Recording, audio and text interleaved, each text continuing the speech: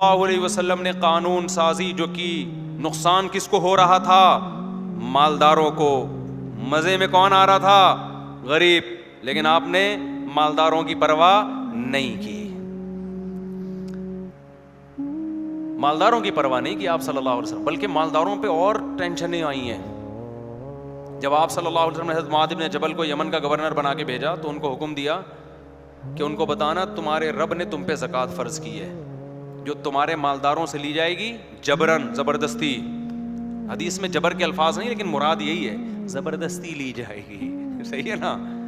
دی کس کو جائے گی؟ وَتُرَدُّ إِلَىٰ فُقَرَاء يُؤْخَذُ مِنْ أَغْنِيَائِهِمْ، انہی کے مالداروں سے لے کے، وَيُرَدُّ إِلَىٰ فُقَرَائِهِمْ، اور انہی کے فقیروں میں بانٹ دی جائے گی، ہم نہیں لیں گے وہ۔ ورنہ حکومتیں کہتی ہیں، گورنمنٹ کہتی ہے کون لے گا؟ ہم لیں گے۔ گورنمنٹ تو خود لیتی ہے نا، ٹھیک ہے، گورنمنٹ کہتی ہے کہ پبلک کے لیے لے رہے ہیں، کہنے پر گورنمنٹ کی طرف سے کوئی پابندی نہیں ہے، لیکن آپ دیکھ لو حکمرانوں کو ماشاءاللہ کہاں سے کہاں پہنچ گئے زکاتیں لے لے کے۔ تو ڈائریکٹ، اور پھر زکات میں تملیک بھی ہے، کیونکہ اس میں دھوکہ گڑبڑ یہ ہوتی کہ آپ امیروں سے لیتے اور کہتے ہم غریبوں کے مفاد پہ خرچ کریں گے، پھر غریبوں کے ان مفاد میں خرچ کرنا شروع کر دیتے جس کا غریب کو ہو سکتا ہے وہ غریب اس پہ راضی نہ ہوتا۔ کیا سا بڑا زبردست نظام ہے یار، زکوٰۃ میں تملیک ضروری۔ تملیک کا کیا فائدہ ہوگا؟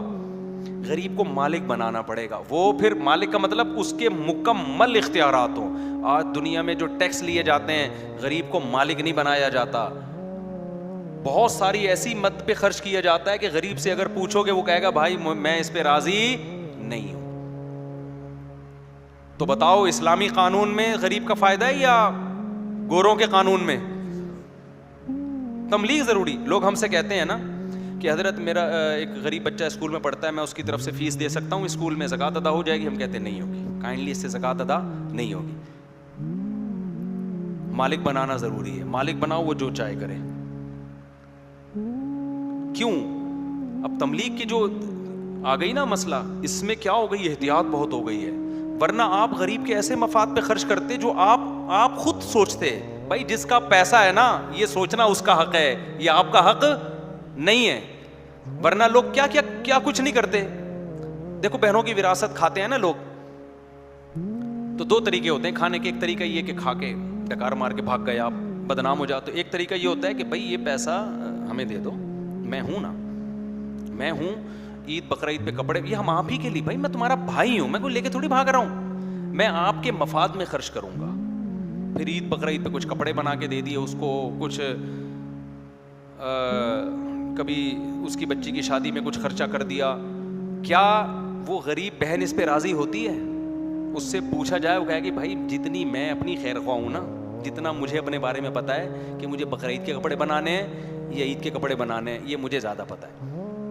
اس کی مثال دیکھو، آپ جب تنخواہ لیتے ہو آفس سے، تو اگر وہ 1,00,000 روپے تنخواہ تھی، آپ کے باس کہے کہ اب آپ کو 1,00,000 نہیں ملیں گے، ہم آپ کے مفاد میں اس کو خرچ کریں گے، آپ کے قوم کے وسیع تر مفاد میں۔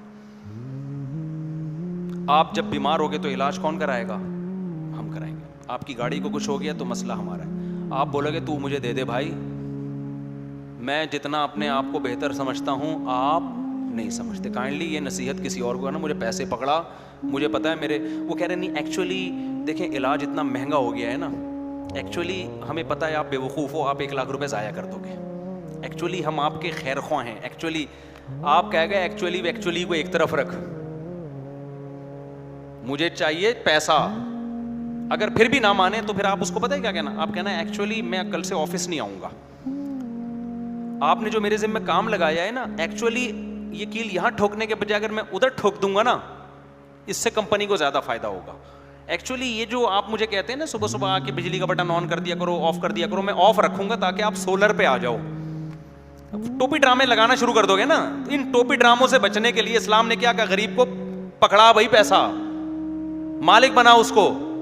ہاں وہ غریب جو نابالغ ہے اس کو ڈائریکٹ دینے میں نقصان ہے، نابالغ بچے میں شعور نہیں ہوتا، اس لیے اس کا ولی اس کا باپ ہے، تو اس کی وراثت، اس کی اگر باپ غریب ہے تو نابالغ بچے کی زکوٰۃ کس کو دی جائے گی؟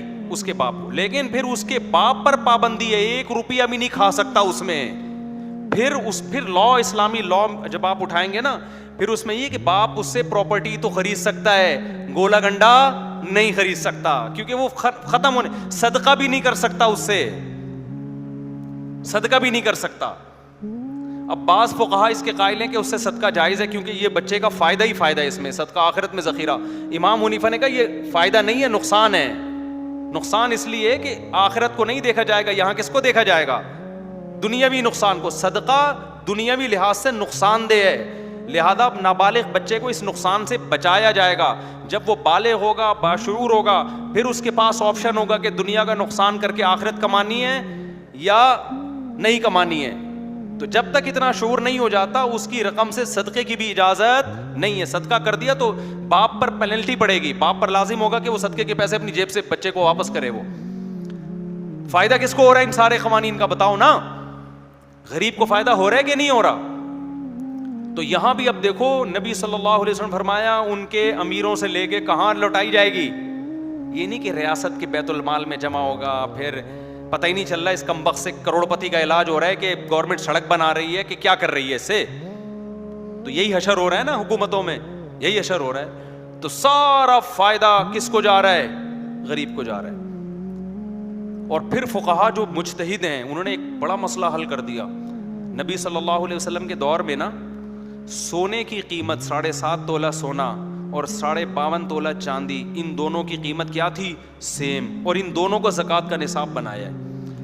بعد میں سونے کی ویلیو بہت بڑھ گئی اور چاندی کی ویلیو اس کے مقابلے میں نہیں بڑھی. بعد میں فقہا پریشان ہوئے کہ اب سونے کو نصاب بنایا جائے یا چاندی کو, ویلیو میں فرق ہے. اب ہمیں نہیں پتا نبی کی نظر میں اصل جو نصاب تھا وہ چاندی تھی یا سونا. اگر ہمارے پاس کوئی ایسی حدیث ہوتی جس سے پتا چل جاتا کہ دونوں اصل ہیں, تو ہم کیا کرتے؟ دونوں کا ریشو نکال لیتے. 7.5 تولہ چاندی سونا اور 52.5 تولہ چاندی کا کیا نکالتے؟ ویلیو کا ریشو, کہ بھی دونوں اصل ہیں, تو اب دونوں کی قیمت میں فرق ہو گیا تو ریشو نکال لو. لیکن اس بات کا امکان ہے کہ اصل پیغمبر کی نظر میں چاندی ہو. 7.5 تولے کو اس لیے معیار بنایا ہو کہ وہ اس وقت 52.5 تولے چاندی کے برابر تھا. یہ ممکن ہے یا نہیں؟ یہ بھی ممکن ہے کہ اصل 7.5 تولہ ہو. 52.5 کو اس لیے معیار بنایا کہ وہ 7.5 کے بولو برابر. اب فقہا پریشان ہوئے تو فقہا نے کیا کیا؟ 52.5 تولہ چاندی کو بنایا. وجہ اس کی ہے کہ جب انہوں نے اجتہاد کیا, دیکھا قرآن و سنت ہر جگہ فیور کس کو دے رہا ہے؟ غریب کو. نہیں یہی بات سمجھ میں؟ آج کے جو مذہبی اسکالرز آ رہے ہیں نا, جو ریفرنسز کے ساتھ باتیں کر رہے ہیں, ان کے پاس ریفرنسز ہیں, وہ فہم وہ عقل ان کے پاس نہیں ہے جو اللہ نے مجتہدین کو دی تھی. اس عقل سے یہ وہ مینٹل لیول نہیں ہے ان لوگوں کا, تبھی ہم کہتے ہیں ان کو فالو کرو. انہوں نے کہا کہ بھائی یہ بھی نہیں پتا چل رہا کہ اصل نصاب 52.5 تھا یا اصل کیا تھا, لیکن یہ تو پتا ہے کہ جہاں مسئلہ آئے گا نا امیر غریب کا, اسلام فیور کس کو کر رہا ہے؟ زکوٰۃ تو ہے ہی غریبوں کے لیے. تو انہوں نے کہا بھائی ہر دور میں وہ نصاب اصل رہے گا جس کی ویلیو کم ہے, تاکہ زیادہ لوگوں پہ زکوٰۃ واجب ہو. رکھی ہوئی کیوں ہے تو نے چاندی, رکھا ہوا کیوں ہے تو نے سونا؟ اس کا مطلب اضافی ہے نا, غریبی کھا رہا ہے, تو نکال اس سے ان لوگوں کو کا حق جن کے پاس یہ چاندی یا سونا نہیں ہے. کیونکہ 7.5 تولے کو نصاب بنایا جائے تو بہت کم لوگوں پہ زکوٰۃ واجب ہوگی, جبکہ مالدار تو بہت زیادہ ہیں اور بہت سارے غریب زکاتیں لینے سے محروم. تو نصاب اس کو بنایا جائے گا جو کیا ہے. آج اگر 52.5 تولے چاندی کی ویلیو بہت زیادہ ہو جاتی ہے, کل علماء کا فتویٰ چینج ہو جائے گا کہ اب قیمت دیکھنی ہے 7.5 تولے کی. ہو سکتا ہے آپ لوگ بولے ابے یار اتنے عرصے سے یہ بولتے رہے 52.5 تولہ چاندی کی اصل معیار ہے, پرانی ساری کتابوں میں یہ لکھا ہے, اب کیا معیار ہو گیا 7.5 تولہ؟ یار یہ تو مولوی ایک جگہ ٹکتے ہی نہیں ہے بھائی, وہ ٹکے ہوئے ہیں ایک ہی جگہ. اصول وہی ہے کہ جو سستا ہوگا معیار اس کو. اس کا مطلب فقہا بھی ماحول سے متاثر نہیں ہوئے. اب بھی بہت سے لوگ ہمیں آگے تنگ کرتے ہیں, ابے بھائی 1 تولہ سونا ہے, تھوڑے سے پیسے ہیں, تو یہ کیا 52.5 تولہ مفتی صاحب. میں کہتا ہوں بھائی جان تم نے 52.5 تولہ چاندی رکھی ہوئی کس خوشی میں ہے؟ ٹھیک ہے نا, یہ اضافی غریبیاں ہیں تو نکالو نا پھر اللہ کا حق. میں سمجھا پا رہا ہوں. یہاں بھی ایک اور مسئلہ بھی. اچھا اس میں امام ابو حنیفہ تو بہت زیادہ غریب کو فائدہ دیتے ہیں. بعض فقہا کے نزدیک دوسرے فقہ میں ریشو بھی ہے کہ سونے چاندی کا ریشو نکالا جائے گا, لیکن فقہ حنفی میں بہت زیادہ فیور دیا گیا ہے. تملیک بھی امام حنیفہ کا قول ہے کہ مالک بنانا ضروری. وہ کہتے ہیں کیونکہ قرآن میں للفقراء فقیروں کا حق ہے, تو کہہ رہے ہیں لام اصل میں تملیک کے لیے ہوتا ہے. ہم کہتے ہیں نا الحمدللہ, تمام تعریفیں کس کے لیے ہیں؟ اللہ کے لیے. تو لی میں لام سے پتہ چلتا ہے تعریفوں کا مالک کون ہے؟ اللہ. تو لام جو ہے نا عربی میں اصل میں مکمل اختیارات کے لیے آتا ہے. مکمل اختیارات جب بھی ہوتے ہیں جب پراپر مالک بنایا جائے کسی کو.